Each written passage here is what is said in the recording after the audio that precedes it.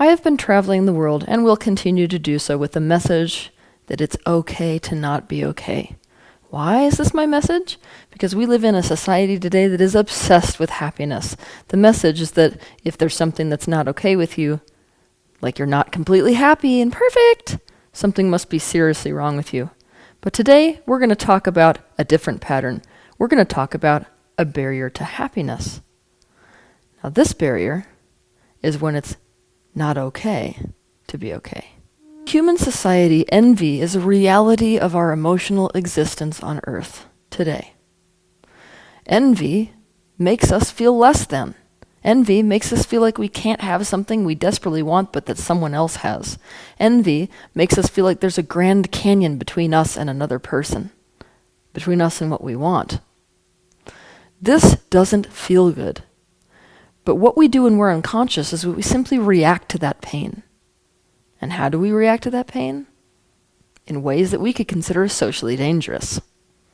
We try to remedy this gap between us by pulling them backwards, trying to take away what they have that we don't have, trying to prove that we're better than them, treating them like the enemy who's hurting us.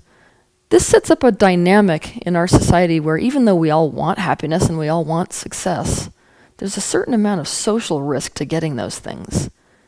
And there's a certain amount of social risk to admitting it when we do. Even though we could also say that it's pretty socially unsafe to completely fail and to be completely miserable. Obviously, those types of people end up drugged up in institutions. So basically, even though there's a certain amount of unsafety there, there's a certain amount of social safety to talking about what's wrong with us and talking about what's bad about us. There's a certain amount of social safety in not being super happy or super successful. It guarantees that you will not be a target and can thus avoid pain. But sometimes this social patterning goes much, much deeper and much closer to our core than just this overall atmosphere that's set up within society. And when this is the case, it's really a matter of survival for us to stay not okay. When most people have children, they are not in a place where they have resolved all of their unresolved past wounding. They have children before any of that is done. In fact, one of the main universal reasons that children even happen is so they can be the reflectors or the mirrors that show people their own unresolved aspects, so that, ideally in the seeing of them, a parent can line up with their own expansion. A parent can heal those aspects. A parent can realize their desires actually go in the direction of them. The shadows of the family line are passed on to be resolved through the progeny. But when parents are particularly unhealed, like they are in a dysfunctional family, it's almost impossible for their children to needle them into their own expansion. They resist that expansion and thus make all of the relationships in their life decompose completely. And in this type of a family or with this type of an adult, essentially what you see on the surface is not even close to what's happening underneath the surface, the things that even they won't admit to. The parent may say that they want their child to be happy, but the child's happiness is actually a threat to his or her own sense of self. I will paint you a picture of what I mean. I want you to imagine a little girl who's super happy lying on the living room floor with her fruit snacks and toys. When the mother sees her daughter happy, it reminds her of how happy she isn't. It reminds her of the way she sacrificed her own ambition for the sake of staying home to raise this little girl. It reminds her of how she feels used and abused because while this little girl plays, she has to clean the dishes and do laundry. She feels like she has no personal success and instead is expected to be a slave with no personal worth of her own. She actually feels like her daughter is leaving her behind and abandoning her emotionally when her daughter is happy and she is not. The pain wells up in her. She is not conscious enough to do anything constructive with it or change anything about her life choices because of it, so she feels like this little girl is causing her pain. Her subconscious rises up with vengeance. The mom blindsides this little girl by shaming her for being selfish or withdrawing, or complaining to someone about her in front of her, or telling this little girl something that would make her sad or afraid. All of this is done on a subconscious level to reestablish a sense of closeness with her daughter, but the message is clear. You cannot be close to me if you are happy. Closeness with our parents is what our survival depends on, and so the child will give up joy for fusion with this person. When we grow up around adults like this, we learn that joy is quite literally dangerous. So we learn that not being okay is the way to establish social closeness with the people around us. Also, not being okay is like a white flag that we raise for mercy. It's like saying, no, I'm not okay, I'm not okay, I'm not okay. Knowing that when people see that, chances are that they will be manipulated into not adding more pain, not targeting us, not punishing, not going away and leaving us alone, and maybe even be manipulated into doing something loving to us. If we grew up with this type of dynamic in our home, then chances are we're pretty stuck, because we also learned that we couldn't take being not okay too far in the opposite direction, because why? We live with a parent that's also going to take that personally. So if we get too unhappy, then they're going to basically make us the reason for all of the problems in their life. We're going to become the scapegoat of the family. This parent lives their life from a foundation of shame. So if we're miserable, not being able to face the shame of feeling like they had something to do with that, they will deflect it and turn you into the issue. They will use your unhappiness as a way to escape from their own problems and to meet their needs through other people's pity. To understand more about this dynamic, I encourage you to watch my video titled Deflection, the Coping Mechanism from Hell. It's at this point that I have to tell you that yes, unfortunately, when some of us are unhealed enough, our relationships in our family become a no-win situation. Our only way of staying socially safe is to stay right in the middle in this horrible little sweet zone where we're not okay and happy, and we're also not too unhappy.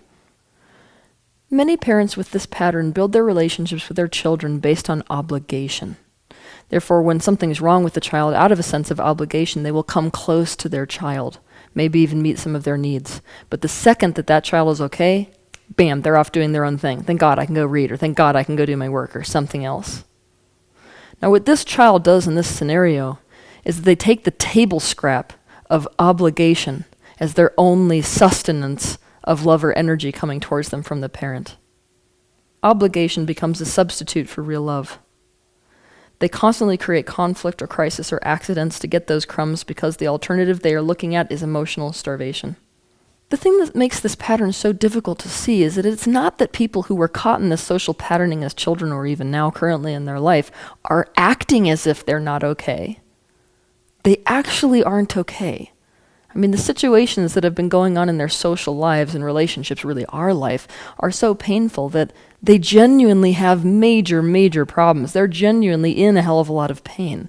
So it's not about the fact that they're acting or staying there on purpose. It's that when they start to heal, or when they start to go in the direction of happiness, suddenly this huge resistance crops up, this absolute terror.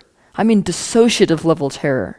That what they are in fact headed towards is complete isolation, punishment, rejection, any number of painful things.